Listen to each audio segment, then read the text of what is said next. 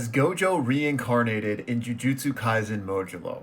Let's talk about this fan theory. All right, so first of all, huge shout out to Flamingo who shared his theory today, and it's actually that both Gojo and Geto have reincarnated as none other than our twin Samurians, Maru and Cross. So I'm gonna walk y'all through Flamingo's very thoughtful write-up here, and then we'll talk about it at the end. Okay, so first off, let me read you Flamingo's kind of thesis statement to this theory. And he says that the sequel's namesake comes from the idea that Gojo and Geto, or at least their reincarnated souls, are getting to see what's left after they change Jujutsu society. They are able to observe it without human bias, seeing as now they're aliens, literally, but also they're different people no longer shackled by their previous trauma associated with Jujutsu society, or by the title of the strongest. He goes on to say that the similarities in their history, personalities, and appearances further support this theory. Starting with Maru, he says that he has a wider hair tie than his brother does, which is very reminiscent of Gojo's blindfold. Additionally, he covers his third eye with that bandage, much like Gojo covered the six eyes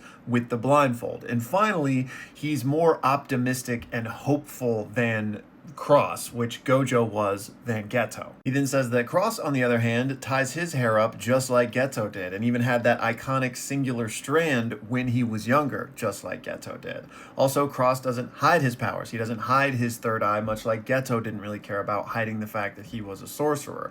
Also, Cross believes that humans are currently just kind of like a problem, an obstacle in their way to finding a new home. He doesn't care as much about them as his brother does, the same way that Geto viewed all non-sorcerers as a liability. He even says that their teachers were killed under similar circumstances. Both were killed in an attempt to obtain a breakthrough resource related to cursed energy, and killed by a close friend, no less. Flamingo then goes on to say that the fact that Maru and Cross get to encounter the Akotsu grandkids is a chance for them to kind of see the work of their past lives, what Gojo and Geto were able to do with their influence and how their actions molded society in the past. They now get to kind of live that in the future and see the results of that, the kind of lives that sorcerers now get to lead. And Gojo and Geto, reincarnated as Maru and Cross, now get to experience all of this without the burden of being the strongest or the responsibility.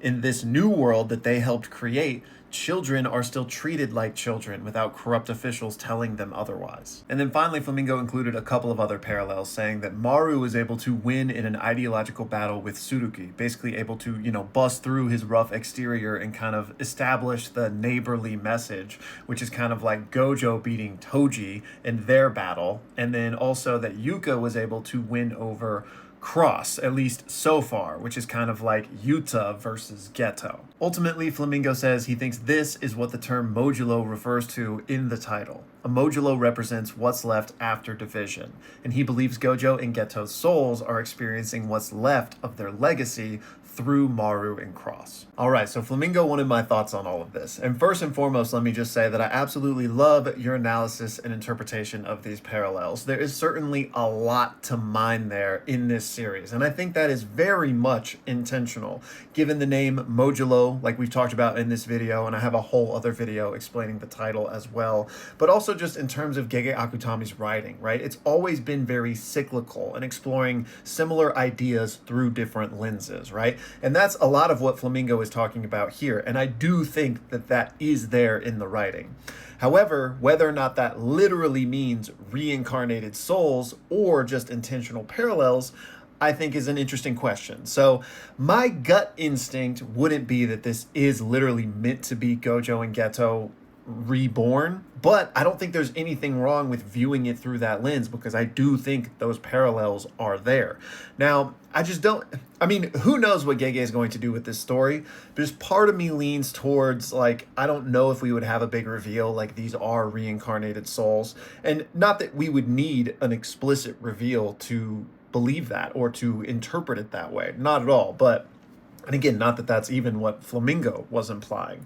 But I think that if there was anything like so direct like that, I feel like Sukuna would be our best bet. And that's not to say that, this couldn't be Gojo and Geto and Sukuna couldn't be represented by Dabura or even Dura or whoever, right? But I feel like that was the main character Gege was kind of positioning up for a change in path, for a new direction in a new life, right? So if we did get to see one of our main characters kind of experience that, that would be my first guess. But again, that doesn't preclude the ability for Gojo or Geto to have that.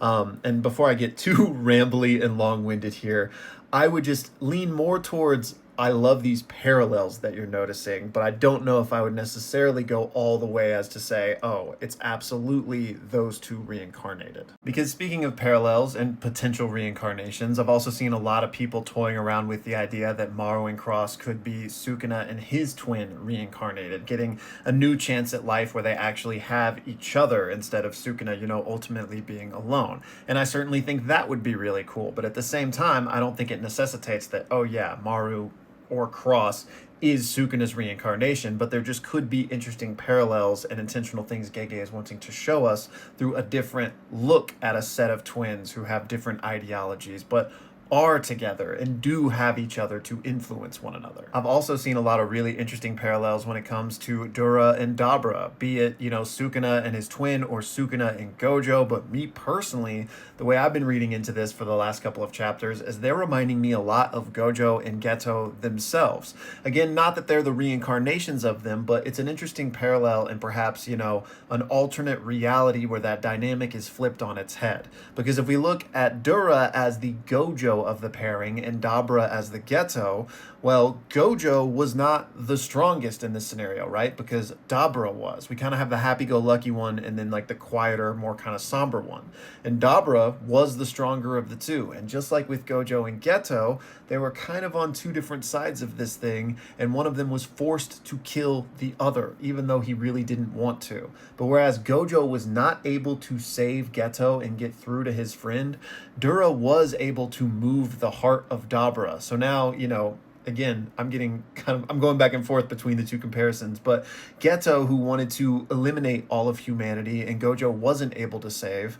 Meanwhile, we have Dabura, who Dura was able to get through to, and now he's the one helping humanity. He's the one making sure these Rumelians have safe passage to find a new home. So it's kind of a really cool parallel there. Again, not saying that these two are the reincarnations of those two, but I just think these parallels, these modulos, if you will, kind of exist all over the sequel. So that was a bit of yap there, forgive me. But ultimately, Flamingo, I love your ideas here. I love examining these parallels. And again, I think this is intentional from Gege, and it's all over this story. And it's just kind of, you know, up until the point where Gege gives some sort of explicit, you know, this is someone's reincarnation, I think this is meant to just kind of be up to an interpretation and each and everyone's own analysis. So I'm here for it. Anyways, my friends, that's going to do it for this one. Be sure to let me know all of your thoughts down in the comments below. And as always, thank you so much for watching.